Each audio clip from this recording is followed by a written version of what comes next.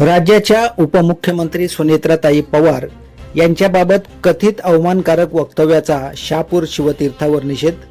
काँग्रेस प्रदेशाध्यक्ष हर्षवर्धन सपकाळ यांना पदावरून हटवण्याची मागणी.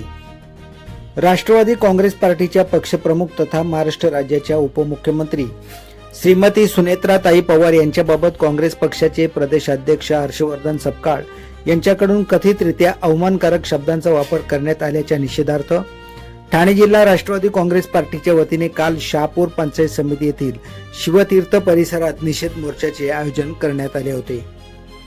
काँग्रेस प्रदेशाध्यक्ष हर्षवर्धन सपकाळ यांच्या कथित वक्तव्याचा राष्ट्रवादी काँग्रेस पार्टीच्या वतीने जाहीर निषेध करण्यात आला.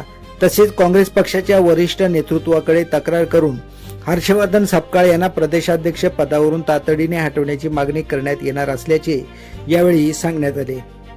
यावेळी राष्ट्रवादी काँग्रेस पार्टीचे प्रदेश उपाध्यक्ष प्रमोद हिंदूराव, ठाणे जिल्हा ग्रामीणचे प्रभारी अध्यक्ष किसनराव तारमळे, ठाणे जिल्हा महिला अध्यक्ष सौ कल्पनाताई तारमळे, तालुका अध्यक्ष डॉक्टर मनोहर साशी यांनी मनोगत व्यक्त करत काँग्रेस प्रदेशाध्यक्ष हर्षवर्धन सपकाळ यांच्या कथित वक्तव्याचा जाहीर निषेध केला.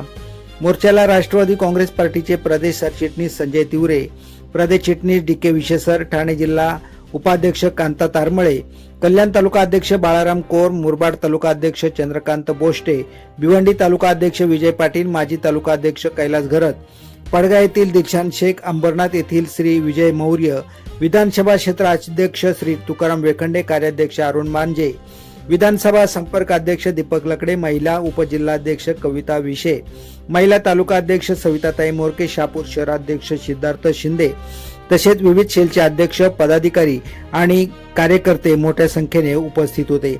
यावेळी कार्यकर्त्यांनी निषेधाच्या घोषणा देत राजकीय क्षेत्रात महिलांचा सन्मान राखला जावा आणि सभ्य राजकीय संवादाचे पालन करण्यात यावे अशी मागणी केली.